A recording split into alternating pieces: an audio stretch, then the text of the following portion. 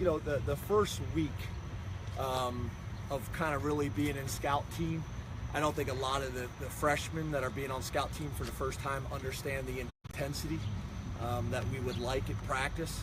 I think the older guys that have been there before and been in that situation, they understand, but we got too many young guys that don't understand the intensity of how we want, especially Tuesday and Wednesday practices to be.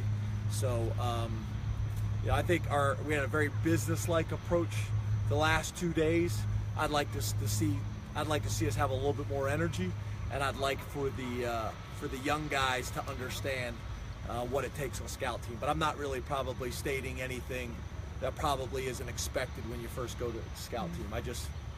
I'd like to see the freshmen kind of step it up a little bit, and the guys that are on the scout team for the first time. You think, James, there's maybe a level of disappointment for some of the kids who didn't make the varsity? And that's what I'm saying is it's somewhat expected, because you got some of the guys that get it and that's their role.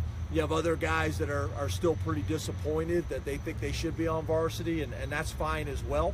But we got to get those guys to embrace what their role is right now and make the most of it. And my thing is, I think Jan Johnson's a perfect example. I mean, Jan Johnson was on the scout team, and next thing you know, he's out on the field at Michigan in front of 110,000 as the starting Mike linebacker. So they got to embrace this. There's no better preparation for them to go against the first and second team offense and defense and practice every single day. But I think you're exactly right. That's what I'm saying. It's somewhat expected because it's a transition. All these freshmen came in thinking that they were going to come in and start as true freshmen. That's kind of the story they have in their mind, that they're going to come in and start as true freshmen and be freshman All-Americans. And for some guys, it works out like that, and for other guys, it doesn't. So there's a transition. What things have you done to help improve the way you start games on offense? Yeah, I wouldn't say just on offense. I'd say our whole team. We've been talking about being a four-quarter team, starting fast and finishing strong. I think, I've said to you guys before, I think one of the biggest reasons for that last year is we were a young team, and we're not a young team anymore. So that's not a reason anymore. And then I think some other things that we do where, we start with, team periods right from the beginning, instead of like everybody does, you go part whole, you go individual, you go group, and then you go team. We've done some team stuff right in the beginning of practice, so the guys have to come in and turn it on. And then the other thing is we went and practiced in the stadium a little bit more this summer in this camp than we had in the past, because I think some guys just get in there and they kind of take a minute and they're looking around and kind of get caught up in the environment and aren't ready to go. What has Amani showed you guys so far? Yeah, Amani's probably a guy that doesn't get talked enough about. He's a veteran guy. He's been there and he's done that. He's what everybody's looking for at the corner position. He's a guy with tremendous length and size. He really looks like a safety playing corner. He's about 205 pounds, 6'1". Can be a very physical guy. We think he can actually be even more of a physical guy, but he's just a very experienced, savvy corner that we think is going to play a lot of football for us this year, and is very valuable on special teams as well. So we love Amani. We're glad he's with us, and I think he's going to play a lot of football for us this year and be productive for us. How much did his pick six last year play into maybe how the coaching staff viewed his ability going into the season? Yeah, I don't going into this season. Into this season, yes. Yeah, I don't know. I mean, the pick six, I think it's the first game of the year last year, so I don't think that really played a whole lot into our impression of him now.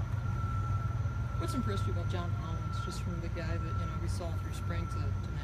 I think he's just matured so much kind of off the field. He's like a lot of these young guys that, especially the tight end position, they kind of want to come in and they want to catch footballs and not necessarily do the dirty work and all the things off the field that allows you to be successful. And he's really, the light's kind of gone on for him in the last year through spring ball and now this fall, where he kind of gets it. He's being great with his nutrition. He's being great in the weight room. He had a great all season. He's big and strong and durable enough now to get in there and mix it up in the run game. And then I think we've all seen he's an athletic guy in terms of the passing game, being able to make plays down the field and things like that. I think Mike's been a really good leader for him. I think Ricky Ronnie's done a nice job.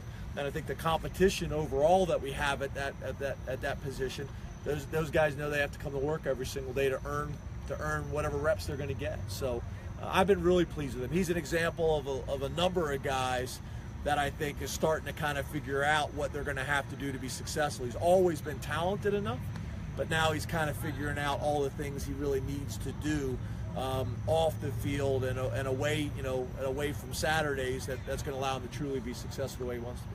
Hey James, you said that this was the most consistent summer practice. Does that give you the most confidence that you've ever had heading into a season? Yeah, I would say, I'd say that I feel confident about this season, and I feel confident about our team and our coaching staff and kind of where we're at for a number of reasons. I think because we got a lot of guys who played a lot of football for us. I think because of their approach in meetings and their approach with practice and their approach kind of off the field.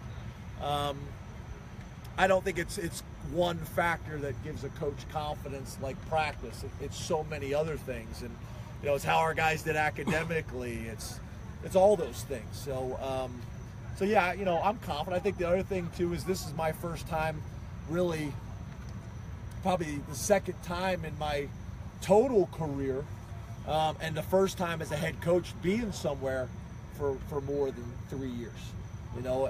My last head coaching position, I was there for 3 years, and then I think besides Maryland, I'd never really been anywhere more than what I am here. So I think that's the other reason why you kind of have confidence, is because we've kind of almost been through a full cycle now. One more year and we've been through a full cycle. So I think kind of everybody understands, the coaches, the players, the staff, understands the expectations, how we work, how we compete, all those things. So it's not just one thing like camp, it's all those things. It's academics, it's camp, it's their approach with everything. James, is this the most talent you've had as a college coach, whether as a head coach or an assistant? I know that's kind of maybe a tough question. Yeah, I think that's probably a tough question. I would say it's pretty talented. I know we had some teams at Maryland with Vernon Davis and Sean Merriman. Were pretty talented teams. But I don't know. I think you could easily make the argument. I would probably say yeah. James, you mentioned in previous years that you wanted kickers, one guy on each duty, and then you said on Tuesday you wanted Tyler doing both of them. With Alex on scholarship, what do you want to see from him? Is it consistency, strength? I mean, what is it that you want to see out of him that maybe gets him back to that philosophy? Yes. Consistency, strength, all those things. He's still a redshirt freshman, so he's still young. But yeah, I'd like to be able to get in that situation where you have guys specialize. Now, in Tyler's defense, Tyler doesn't want to specialize. He wants to kick off, and he wants to field goal. He wants to show that he has the ability to do all those things, and we have confidence. But I do think, for us as the staff, when you can have guys specialize and just focus on one thing, then we think they have the best opportunity to maximize that opportunity in that role.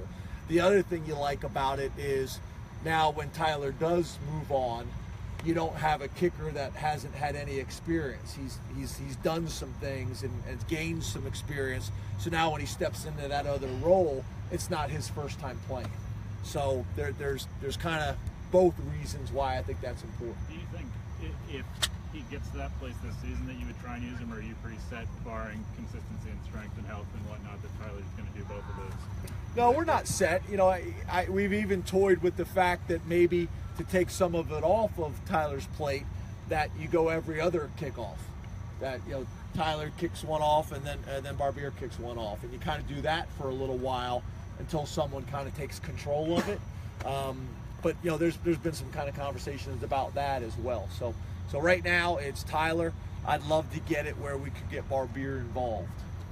James, along the lines of the specialization, we've heard so much about the depth, of course, that would allow you to have more, able bodies in the event of injury. But does that allow you to also allow people beyond the kickers to perhaps specialize? We've heard about Lamont working at the Stars, maybe some younger defensive ends in a pass rush situation, or you just, does any of that change this year with the roster in terms of specialization? I think that's a great point. Yeah, I think we got some guys that we're sitting there looking at and saying, he may not be the starter that you guys see on the depth chart that's posted, but he's our starting nickel. And that's a big role in today's day and age and in the way football has kind of evolved. Or like you're saying, I think you could look at Etor and specifically Shaka and say, they may not be ready to be every down players, but could Shaka Tony get up and get in and rush the passer? on obvious passing downs, there's no doubt about it. Now, I think that's a little bit more difficult to do with the tempo offenses, is sometimes it's hard to get people in the game. In the old days when you go and huddle up every single time, you could do a little bit more of that. But yeah, I think there's definitely some guys like that we think could factor in. We talked about possibly using a punt returner, as that's kind of his deal, and that could be a young player. It hasn't necessarily worked its way out like that. But yeah, I don't think there's any doubt specializing is a way to get a young guy some reps and gain some experience while you're also creating depth. So yeah, that's something that we're all in favor of doing. James, kind of going off of that, how long do you think it takes to learn the identity of the 2017 team versus what you may have, your learning process of your team last year? Do you feel like the confidence, the consistency, that from coming into this year, does that shorten that length, or is it? I would think with us being an older team, and now with having our defense and defensive coordinator in position for 2 years, and our offensive coordinator being in position for 2 years, and now Huff for multiple years going on year 4, I think that helps. I think the fact that a lot of these guys have played a lot of football, I still think we can't just assume that last year's team's identity is going to be this year's team identity. That's not going to happen. But do we have to wait 4 to 5 games to figure that out? I would hope not. I would hope we could figure that out in 2 games, in 1 game, 3 games, somewhere in that range. And then I would also make the argument that we have enough weapons that as the season goes on, your identity could kind of grow and evolve as the season goes on. James, do you leave the veteran players to the responsibility of just getting the guys mentally ready for the first game, seeing as how you have an older team? Yeah, I wouldn't say it's the older players and the veteran players on their own. It's a combination of the coaching staff and the older players. I would make the argument, and we talk about it all the time with our team, is the most successful organizations, the most successful teams are player driven. That the older players are kind of teaching the young guys what the culture is and how we work and what it means to kind of be a Penn Stater. So I think it's a balance kind of between the two. I don't think we can sit back as coaches and just wait for the players to do it, although they've been very active. I think that one of the things that we talk about all the time is a lot of coaching staffs and a lot of places talk about, well, we don't have enough leadership. Well, it starts with us. Our energy coming out to practice, our attention to detail with the scripts and everything we do. The players are going to kind of feed off of that, and they're going to model those behaviors. So I think it's a combination. Thanks, Coach. Thanks, guys. Thank you. Thank you. How did it look? Sorry.